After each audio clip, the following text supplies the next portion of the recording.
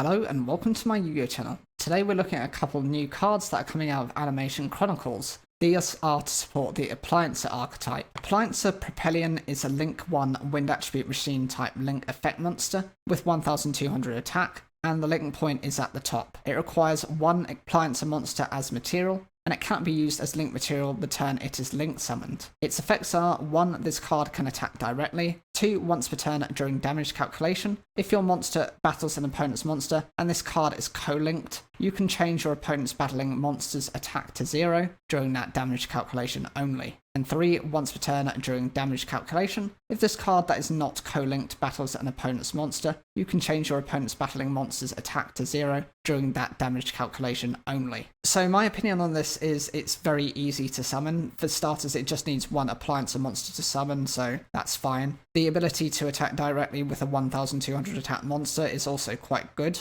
A lot of monsters do allow you to attack directly, but often half their attack points, so at least it doesn't have that restriction. It's somewhere around the range where they consider attacking directly to be, reasonable for the attack level, not too high and not too low. The secondary ability works if you happen to have another monster that's co-linked to this card. It just zeroes out your opponent's monster, which is nice because that actually, if your opponent doesn't read into the card, then they lose their monster without being able to, do anything to respond to it, unless they happen to destroy this card. The third effect actually relies on if this happens to not be co-linked to anything and just battles into your opponent's monster. Again, it zeroes out their effect. So you pretty much have to choose between the second and the third effect. If you want it co-linked, then it has to rely on your other monster to do this type of effect. If it's not co-linked, then it actually relies on itself for using its own ability to zero out your opponent's monster. Either way, you're trying to maximize the amount of damage you can do within as short a time as possible. And the other card is Appliancer Conversion. This is a quick play spell card with the effect: you can only use the first and second effects of this card's name each once per turn. 1. Banish as many Appliancer Link monsters in your main monster zone as possible. Then you can special summon your banished Appliancer Link monsters up to the number of monsters banished by this effect. 2. During the main phase, if this card is in your graveyard, except the turn it was sent there, you can banish one other Appliancer spell or trap card from your graveyard and add this card to your hand. What this card does as part of its first effect is if any of your banished link monsters get to trade out with the monsters you already have on the field. That's fine depending on what you've already set up. If you've got things already banished that you might find are more usable, that's a good way of trading off your monsters. And since your opponent might not know how you're running the deck or what you're playing, that means that they might run into various effects that they can't negate. The secondary ability lets you just banish another appliancer card to recover this, and since it's